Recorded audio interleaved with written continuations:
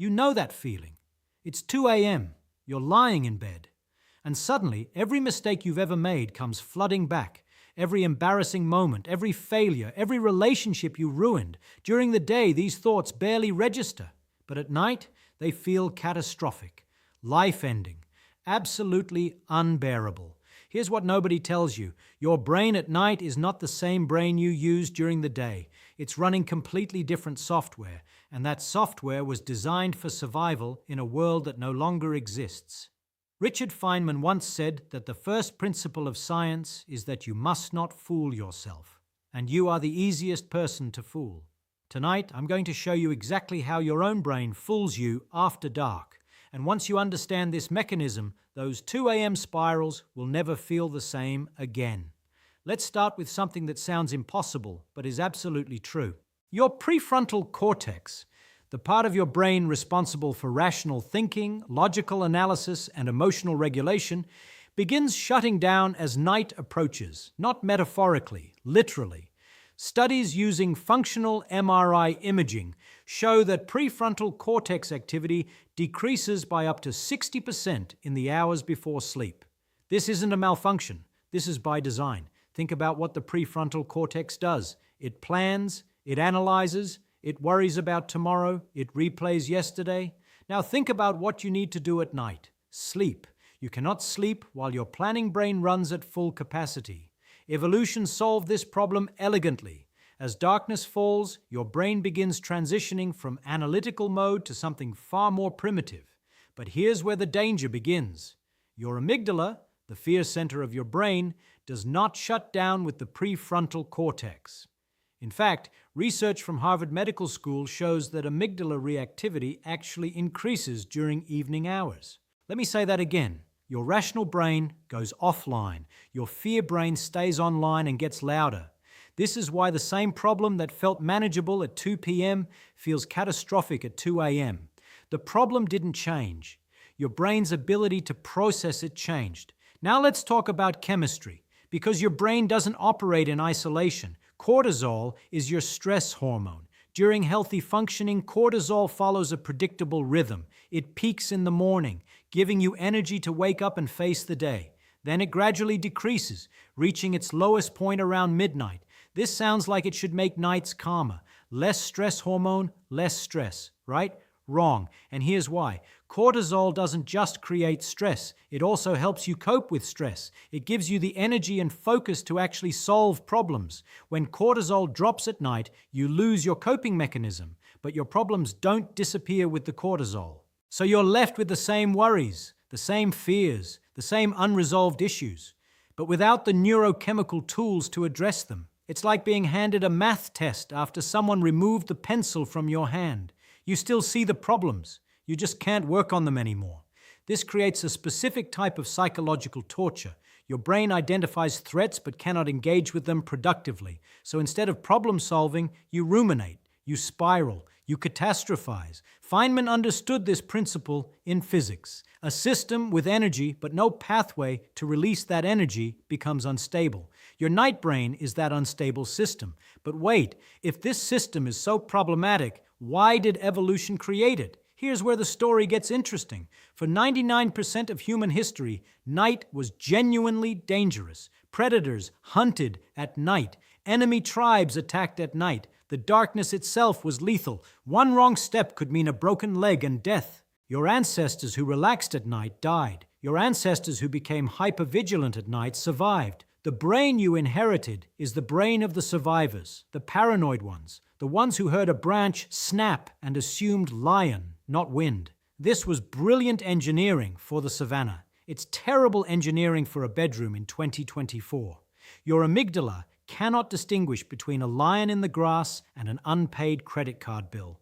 Both register as threats. Both trigger the same ancient alarm system. But here's the critical difference. You can run from a lion. You can fight a lion. You can hide from a lion. Your stress response evolved for threats that could be immediately addressed through physical action. A credit card bill at 2 a.m. cannot be fought, cannot be fled, cannot be hidden from. So the stress response activates with nowhere to go. The alarm keeps ringing with no way to turn it off. This is why night anxiety feels so physically uncomfortable. Your body is preparing for combat that will never come. There's another mechanism at work here, one that's even more insidious. Your hippocampus, the brain region responsible for memory, behaves differently at night. During daytime, your hippocampus works with your prefrontal cortex to contextualize memories. It helps you remember that yes, you made a mistake at work, but you also fixed it, and your boss said it was fine, and nobody actually cared. Context, proportion, resolution. At night, with the prefrontal cortex offline, your hippocampus serves up raw memories without the contextual packaging. You don't remember the complete story. You remember the worst moment in high definition.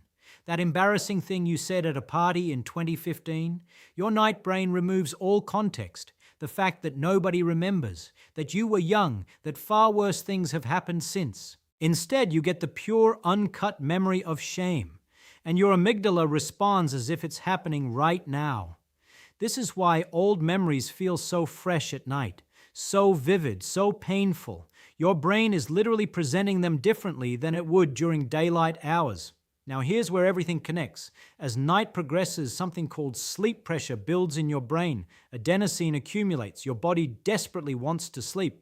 But anxiety blocks sleep, and failed sleep increases anxiety. You're caught in a feedback loop. The more you worry about being awake, the more awake you become. The more awake you become, the more time you have to worry. The more you worry, the less you sleep. Meanwhile, your prefrontal cortex continues shutting down. Your amygdala continues ramping up. Your cortisol continues dropping. You become progressively less equipped to handle the anxiety that's preventing your sleep. This is the trap. This is the mechanism nobody warned you about. Your brain at 3 a.m. is running on emergency power with a fear system designed for prehistoric threats and no rational override available. And you're expecting it to calmly assess your life. So what do you do with this information? Feynman believed that understanding a system was the first step to working with it, not fighting it, working with it. Your night brain is not malfunctioning. It's functioning exactly as designed. The design is just obsolete. First, recognition. When the spiral starts, recognize the mechanism. Say it out loud if you need to. My prefrontal cortex is offline. My amygdala is running the show. This feeling is not reality. This won't make the feeling disappear, but it creates a tiny gap between you and the experience. That gap is everything. Second, commitment. Make a rule and honor it absolutely. No life decisions after 10 p.m. No relationship assessments after 10 p.m. No career evaluations after 10 p.m. Your night brain is not qualified to make these judgments. Would you let a drunk person manage your finances? Then don't let your sleep-deprived, cortisol-depleted, amygdala-dominated brain manage your emotional assessments. Third, redirection. Your brain will try to solve problems it cannot solve. Give it something it can solve. A simple puzzle, a familiar book, a boring documentary. You're not distracting yourself from the problem. You're waiting for the right brain to come back online. Here's what I want you to remember. The thoughts that feel most true at 2 a.m. are often the least true.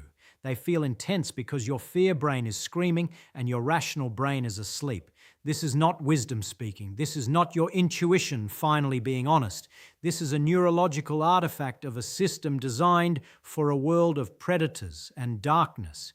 You are not your 2 a.m. thoughts. You are the brain that will wake up tomorrow morning, cortisol restored, prefrontal cortex back online, able to see the same problems with completely different eyes. That brain, the daylight brain, is not naive. It's not in denial. It's simply equipped for rational assessment in a way your night brain fundamentally is not. The night feels dangerous because your brain is treating it as dangerous. That was useful once. It's not useful anymore.